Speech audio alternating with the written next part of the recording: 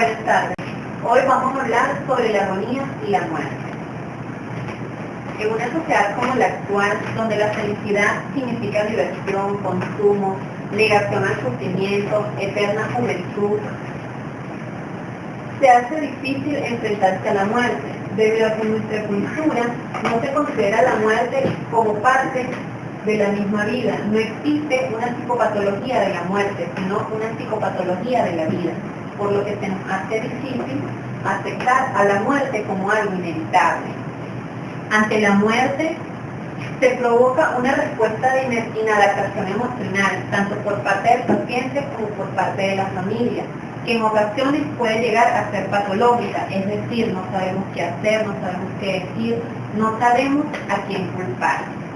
El ser humano, como ser vivo, ha conseguido comprender leyes de la vida, pero no ha conseguido comprender leyes de la muerte.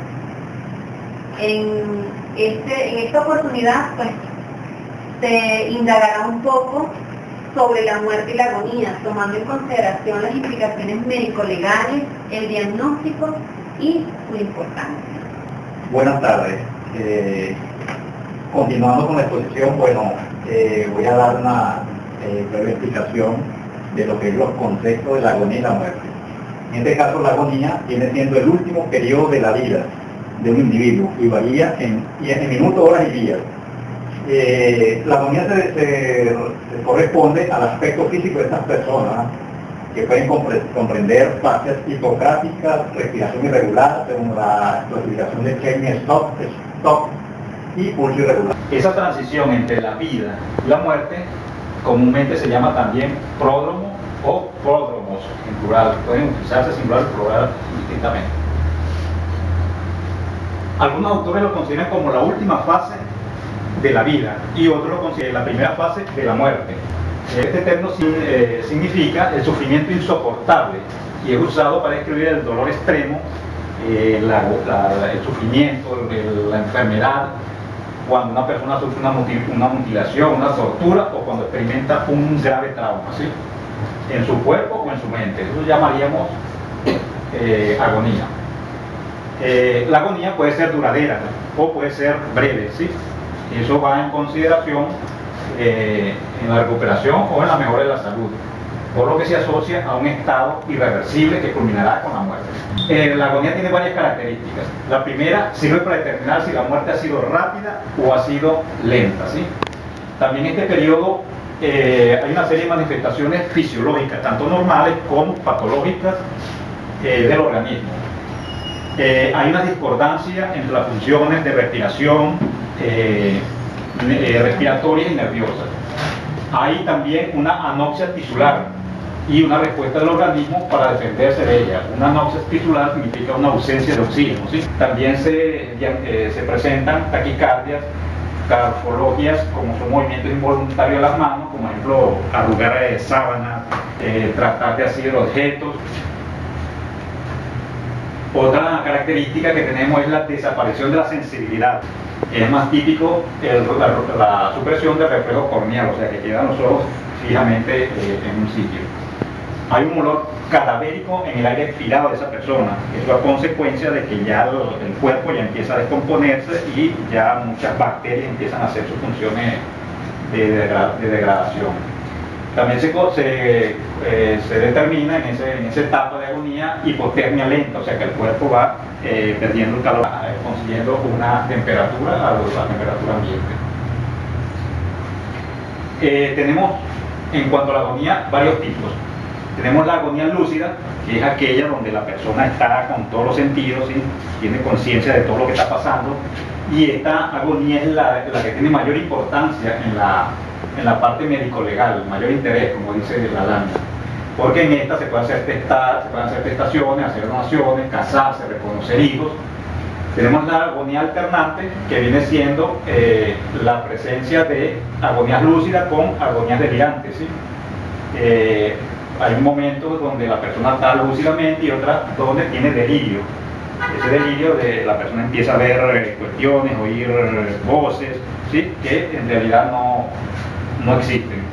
Y está la agonía comatosa, que es aquella donde la persona pierde conocimiento total, pierde todo las características de una persona normal, y donde está en estado de coma prácticamente y pierde conocimiento.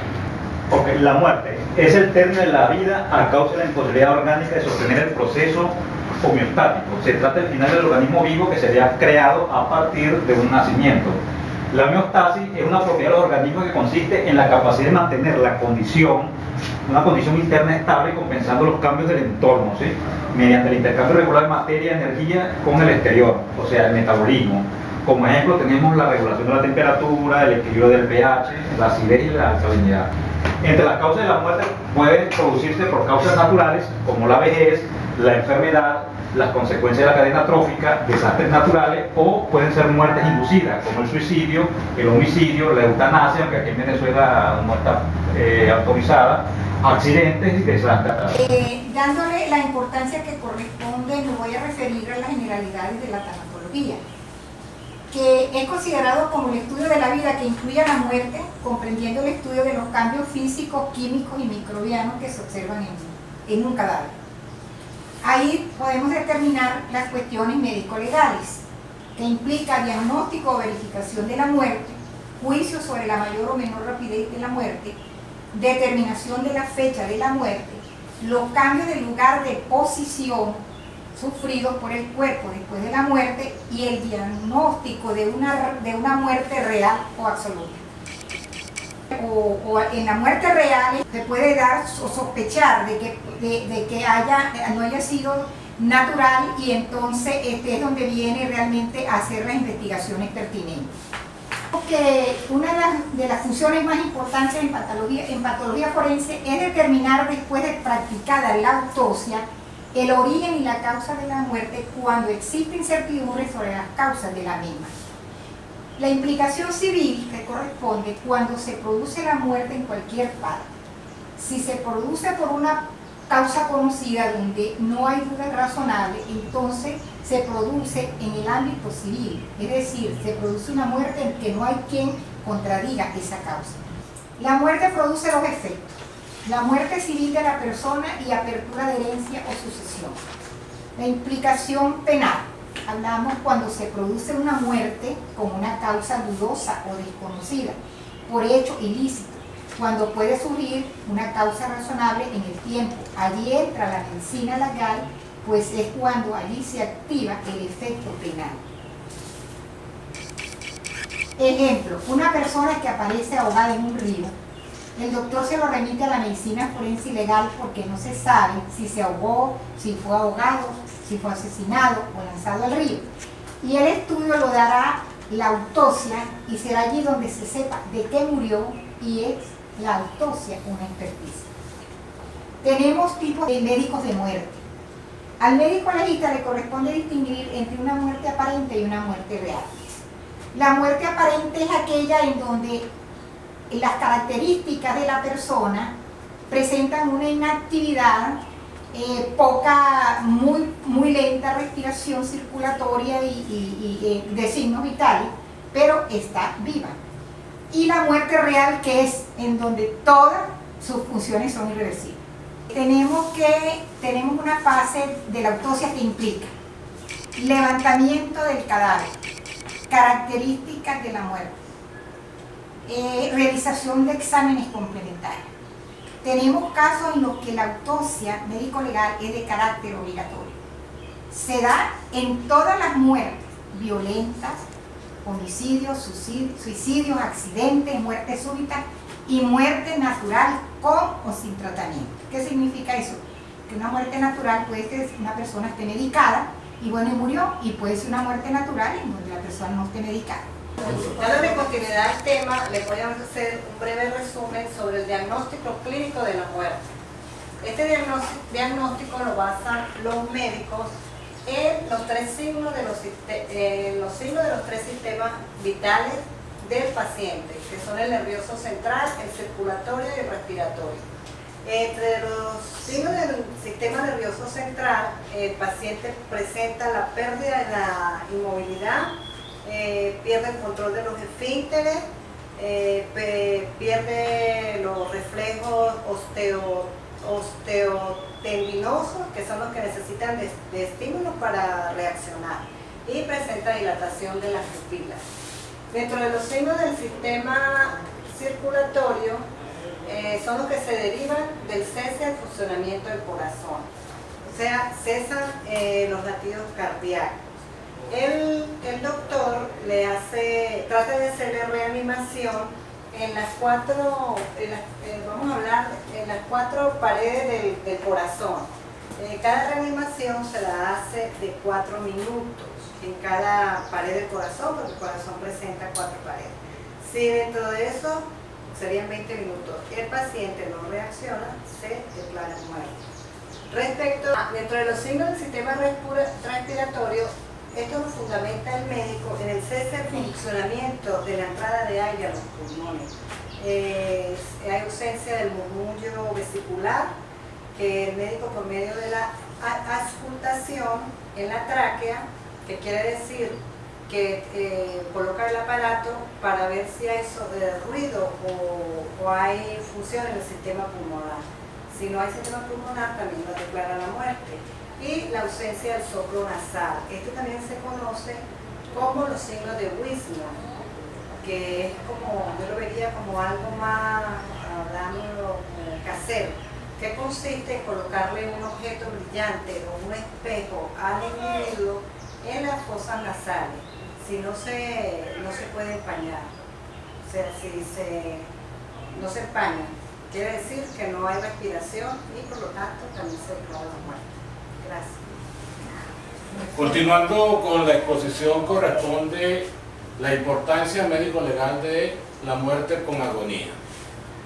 La muerte con agonía determina el diagnóstico en lo que se refiere a la importancia, porque es allí donde radica la implantación jurídica. Un ejemplo bastante claro y preciso se presenta con María de Pérez, quien antes de morir, estando en capacidad cognitiva, logró testar sus propiedades. Por supuesto, haciendo repartición de la misma a sus 3 hijos y dejando sin tomar en consideración a su esposo o a quien él fue su marido. De allí que posterior a su muerte, el marido interpuso ante los organismos competentes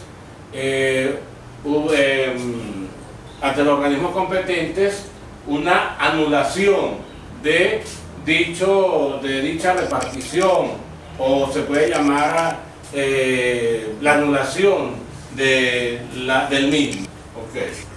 El artículo 833 define el testamento como un acto revocable por el cual una persona dispone para, después de su muerte, de la totalidad o de parte de su patrimonio, o hace alguna ordenación según las reglas establecidas por la ley.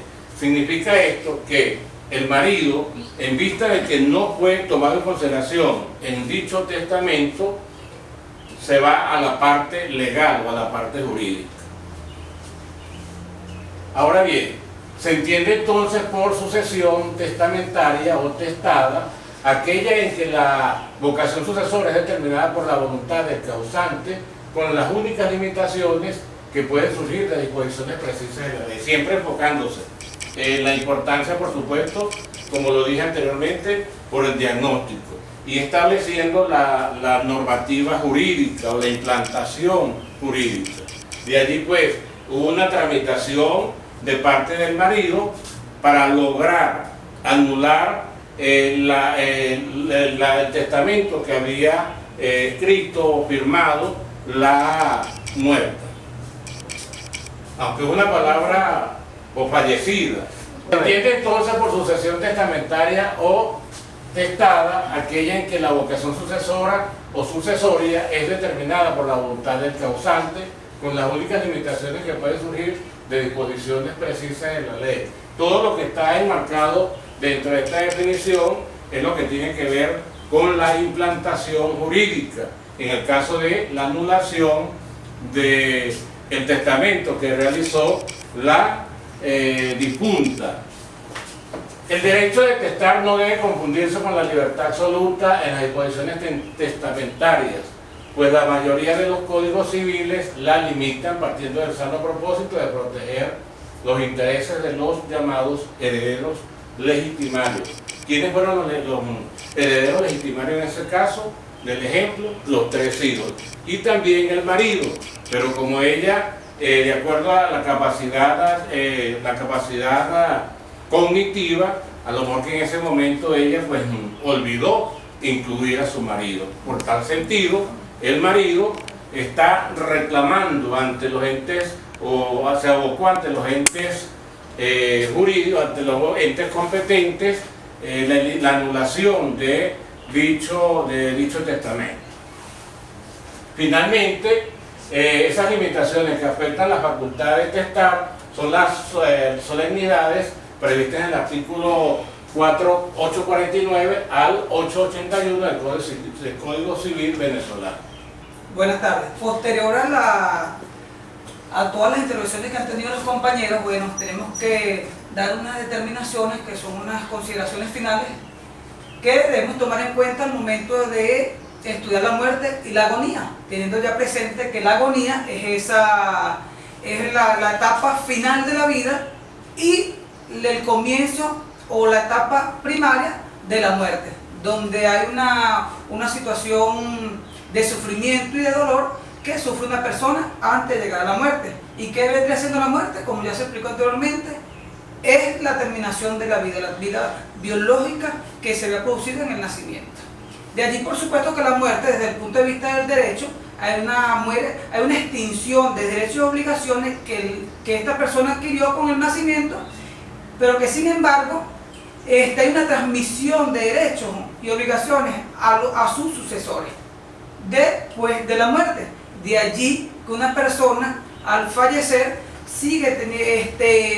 deja algunos efectos jurídicos que hay que tomar en cuenta. De allí la importancia de la medicina legal forense en este tipo de casos. Teniendo también presente que todo este estudio de la muerte no podemos descartar que lo hace tanatología, que se encarga de todo ese estudio desde todas sus causas y consecuencias hasta llegar al diagnóstico de la muerte. Tenemos que tener presente que de todo este tema nos trae mucha curiosidad lo que es la muerte y la agonía. De allí surgen una serie de interrogantes que podemos tomarlas para dar nuestras conclusiones en el tema. La primera tenemos, ¿se produce una muerte sin agonía? Es una pregunta que muy comúnmente nos podemos hacer, porque tras la muerte pensamos que hay siempre la agonía. Sí se puede dar una muerte sin agonía. Tal es el caso de las muertes violentas o las muertes que se producen instantáneamente. Otra pregunta que nos podemos tener es, ¿puede tener efectos jurídicos las decisiones o actos que lleva a cabo una persona que esté en la fase de la agonía? Sí puede tener efecto jurídico. Anteriormente, cuando se explicó lo que eran los tipos de agonía, encontramos una agonía que se llama agonía lúcida, que es donde la persona está en capacidad de obrar. Puede testar, se puede casar y puede hasta hacer donaciones y va a tener efectos jurídicos después de porque la persona estaba en capacidades para poder llegar a este tipo de actos jurídicos. Otra pregunta que muy comúnmente la podemos encontrar, ¿en qué tipo de muerte tiene mayor influencia la medicina legal? Hay distintos tipos de muerte, como lo explicó la compañera. ¿Dónde la medicina legal tiene mayor influencia? En aquellas muertes donde el diagnóstico ocasiona dudas o las causas de esa muerte no son bien explícitas en el diagnóstico que se dio. De allí la medicina legal influye a estudiar nuevamente las causas y cuáles son los síntomas o ese momento desde la agonía hasta la muerte, cómo fue para determinar el verdadero diagnóstico de la muerte. ¿Cuál es la mayor causa de muerte en Venezuela? Es una pregunta bastante importante porque la medicina legal va a trabajar con este tipo vamos a suponerlo, cuando hay un delito antes de la muerte, tiene mayor influencia allí. De allí que la mayor causa de muerte en Venezuela son las enfermedades cardiovasculares, la enfermedad del cáncer y una que es bastante relevante en este tema, que son las violentas. Cuando hay homicidio, cuando hay suicidio, otro tipo de situaciones que nos vamos a encontrar donde la medicina legal tiene bastante influencia allí, para determinar, como lo explicaron anteriormente, de acuerdo a su importancia. Otra pregunta, podríamos entrar, ¿a qué se le llama muerte digna? ¿Es legal en Venezuela? En Venezuela, la muerte digna, que es también conocida como la ortotonasia, es aquella muerte que uno, la medicina la suaviza a través de calmantes y todas estas cuestiones para evitar el sufrimiento. El Código de Deontología Médica en Venezuela, según el artículo 77 y 80, consono con el 88, obliga a que se debe suavizar la muerte de esa persona, evitar el sufrimiento, y el médico está en la obligación de propiciarle a esa persona los auxilios posibles para que la muerte sea en paz.